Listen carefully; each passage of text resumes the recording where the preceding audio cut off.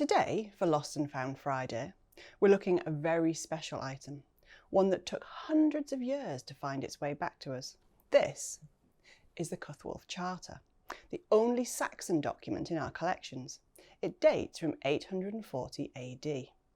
It is the earliest archive of an act of a Bishop of Hereford that we have in its original form. It records how Bishop Cuthwulf, with the consent of the King of Mercia, leased an estate on the River Frome to Duke Alfston. The annual rent was a cask of beer, a vessel of honey, a plough beast, 100 loaves of bread, a sheep and a pig. There would once have been countless charters like this produced by the cathedral and the diocese, but it seems that they were all lost when the cathedral was destroyed in 1055. This document remained lost and unknown to us until 1873, when a solicitor, Edmund Kent of Fakenham in Norfolk, found it in a bundle of other papers of a more modern date that had come into his possession. He seems to have passed it to a gentleman of his acquaintance, the Reverend Henry James Lee Warner of Thorpeland Hall, also in Fakenham.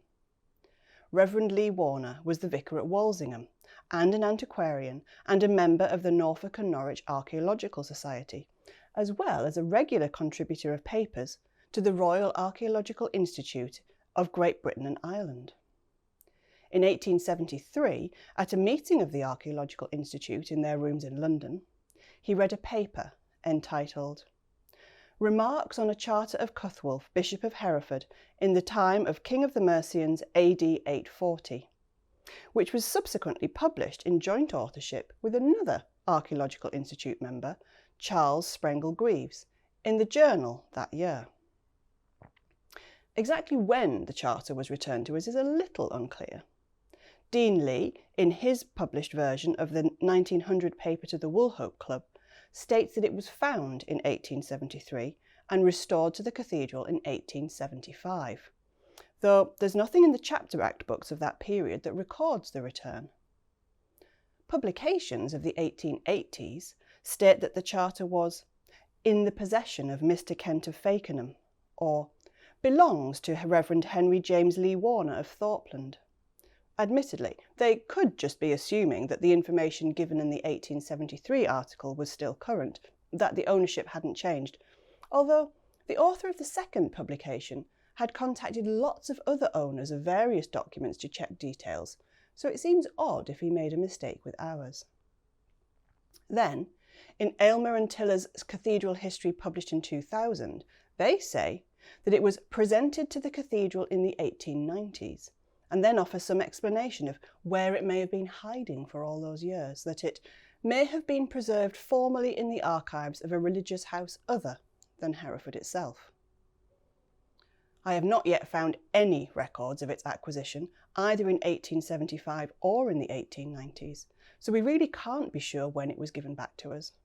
It was obviously here by 1900, as Dean Lee refers to it, and since Reverend Lee Warner died in 1885, it does seem likely that it was given before that date. So who were Mr. Edmund Kent and Reverend Henry James Lee Warner, the heroes of our story? As I've already said, Edmund Kent was a solicitor of the firm Kent, Watson & Watson in Fakenham. Here is the record of him being admitted as an articled clerk in 1818. The business was based in the marketplace, but Edmund lived at Barons Hall, a 5-bay, 2-storey red brick house built in the early 1800s. He was also the patron of the parish church in East Winch, and there is a lovely stained glass window dedicated to him there. He died in 1876, so it seems likely that the document was in Lee Warner's possession by then. As we've already seen, Reverend Lee Warner's archaeological interests were well known, but he was also a dedicated clergyman, and after succeeding his father in the parishes of Great and Little Walsingham, as well as Hotton le Dale, he resigned from all but Little Walsingham. He presented a paper at the Archaeological Institute about Walsingham Abbey and the excavations he had undertaken there. In 1863, he became an honorary canon of Norwich Cathedral. He also had Herefordshire connections, being related to the Lee Warners of Tiverton Court, and he even came to Hereford in 1877 for that year's Archaeological Institute meeting, so he had plenty of opportunities to bring the document across to the cathedral here. We may never know exactly when our oldest document was given back to us, but we are grateful for the work of those Victorian antiquarians who recognised its nature and made sure that it was returned to Hereford just over 1,000 years since it was first written.